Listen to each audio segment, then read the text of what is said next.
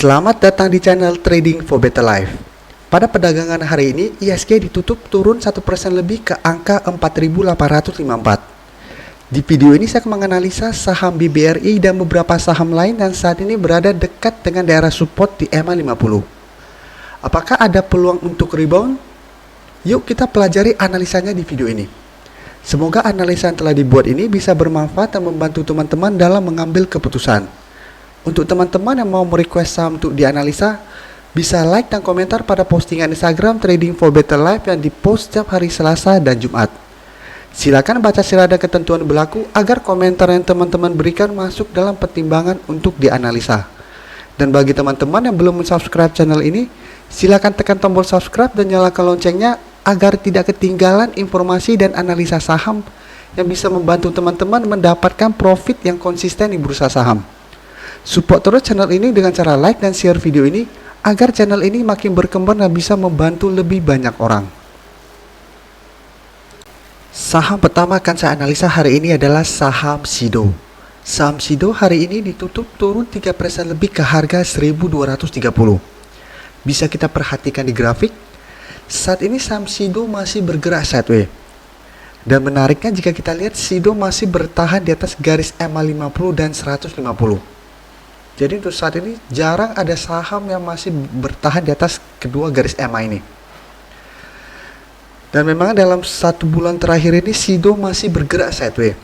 Dengan resisten jika kita perhatikan berada di sekitar harga 1.300. Jadi Sido selalu saat mendekati harga 1.300 mulai turun, saat menyentuh daerah support di EMA 50 dan 100 dan 150 mulai rebound dan selalu bergerak sideways. Jadi saham ini saat ini lebih cocok untuk di swing trade. Garis MACD bisa kita lihat saat ini juga masih bergerak sideways. Sekarang kita akan pelajari apa yang dilakukan bandar dan asing pada penurunan hari ini. Dari data broker summary bisa kita lihat bandar masih melakukan distribusi pada penurunan 3% ini. Sedangkan dari data pergerakan asing bisa kita lihat dalam 1 minggu terakhir ini asing masih terus melakukan akumulasi pada saham Sido. Jadi 2 hari terakhir ini walaupun Sido turun 3% terus, asing masih terus masuk mengakumulasi saham Sido. Jadi dari data yang kita dapat, untuk teman-teman sudah berhasil membeli saham Sido di sekitar daerah support di EMA 150 atau di sekitar harga 1.300, selama masih bertahan di atas support kuat di EMA 150, saham Sido masih sangat layak untuk di hold. Karena masih ada peluang untuk naik menembus resisten harga 1.300. Dan asing juga bisa kita lihat masih terus melakukan akumulasi pada saham ini. Sedangkan untuk teman-teman yang baru mau entry, bisa amati pergerakan saham ini. Apabila Sido berhasil rebound dari daerah support di EMA 50 dan 150, teman-teman boleh entry. Dan apabila mau trading, swing trade saja. Apabila berhasil rebound di garis EMA 50 di sekitar harga 1.220, entry. Terus saat mendekati harga 1.300 mulai turun, take profit saja. Setelah itu tunggu kembali di daerah supportnya. Tapi apabila teman-teman ingin membeli saham Sido untuk hold jangka menengah atau jangka panjang, hold saja selama bertahan di atas garis EMA 150 ini. Dan apabila terlihat Sido dalam beberapa minggu ke depan berhasil break dari harga 1.300, ada peluang Sido untuk naik menuju target berikutnya di harga 1.500. Selanjutnya saya akan menganalisa saham WSKT. Saham WSKT pada perdagangan hari ini ditutup turun 6% ke harga 695. Bisa kita perhatikan di grafik, setelah sebelumnya WSKT berhasil break dari garis EMA 50 dan naik menuju resisten di harga 800. Saat menyentuh harga 800, WSKT gagal break dan mulai turun kembali. Dan penurunan hari ini membuat WSKT berada dekat dengan daerah support di EMA 50. Garis MACD bisa kita lihat saat ini juga sudah mulai mengarah ke bawah. Sekarang kita akan pelajari apa yang dilakukan bandar dan asing pada penurunan 6% ini. Dari data broker summary bisa kita lihat bandar hari ini masih terus melakukan distribusi pada penurunan 6% ini. Sedangkan dari data pergerakan asing hanya melakukan sedikit distribusi. Jadi dari data yang kita dapat sebenarnya WSKT masih berpeluang untuk turun menyentuh garis EMA 50 dalam 1 minggu ini. Dan masih ada peluang untuk turun menyentuh harga 650. Jadi selain menyentuh garis EMA 50 sekitar harga 675, masih ada peluang untuk turun menyentuh harga 650. Dan untuk teman-teman yang ingin trading jangka pendek, bisa amati saham ini, karena ada peluang untuk rebound sementara saat menyentuh atau mendekati garis EMA 50.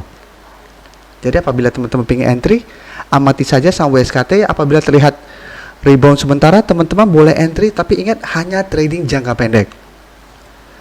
Jadi apabila kita lihat saat menyentuh harga 650 WSKT mulai rebound, bisa entry, tapi saat mendekati harga 680 mulai turun, take profit saja dulu.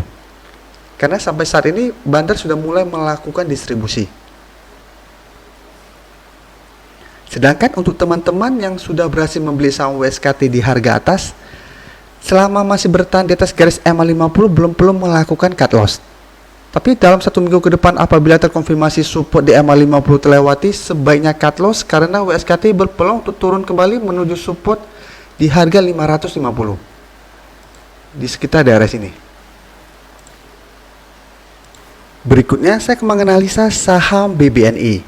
Saham BBNI pada perdagangan hari ini ditutup turun 6% lebih ke harga 4.210. Bisa kita perhatikan di grafik. Setelah pada tanggal 8 kemarin BBNI naik tinggi, naik 13% lebih. Setelah itu 2 hari kemudian BBNI turun ARB berturut-turut. Jadi 6% lebih dalam 2 hari terakhir ini. Dan saat ini telah turun di bawah garis EMA 50. Jadi untuk teman-teman bisa lihat pada tanggal 9 kemarin terbentuk candle doji dengan shadow yang naik ke atas. Jadi apabila teman-teman melihat ada saham-saham yang naik terus keesokan harinya terbentuk candle seperti ini, sebaiknya hati-hati. Ini menandakan kekuatan dorongan ke atas sudah mulai melemah. Kita tidak perlu terlalu pikirin untuk warnanya, mau warna putih atau warna hitam, selama bentuk candlenya seperti ini dengan shadow ke atas yang lumayan panjang, harus hati-hati, ada peluang untuk berbalik arah. Jadi apabila kita lihat saham sedang naik tinggi, setelah itu terbentuk candle ini, apabila keesokan harinya mulai turun, sebaiknya take profit dulu. Jadi garis MACD juga bisa kita lihat saat ini sudah mulai mengarah ke bawah. Sekarang kita pelajari dulu apa yang dilakukan bandar dan asing pada penurunan 6% ini. Dari data broker summary bisa kita lihat hari ini bandar juga masih melakukan distribusi.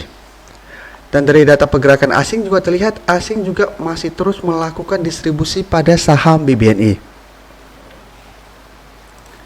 Jadi dari data yang kita dapat, sebenarnya BBNI masih berpeluang untuk turun menuju harga 4.000. Jadi minggu ini masih ada peluang untuk turun menuju harga 4.000. Dan BBNI juga ada peluang untuk rebound sementara. Karena saat ini sudah 2 kali ARB dalam 1 minggu ini, berarti besok atau lusa ada peluang untuk rebound sementara. Jadi untuk teman-teman yang ingin trading jangka pendek pada saham BBNI, bisa amati saham BBNI. Paling aman tunggu di harga 4.000. Apabila saat menyentuh atau mendekati harga 4.000 BBNI terlihat rebound, teman-teman boleh entry, dan tetap saran saya trading jangka pendek.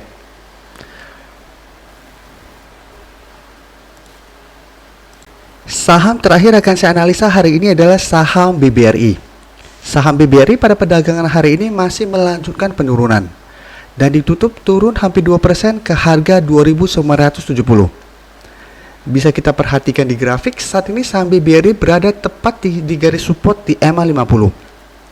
Jadi sebelumnya BBRI break dari garis EMA 50, saat naik menyentuh harga 3.300, gagal break, dan saat ini mulai turun kembali di garis EMA 50.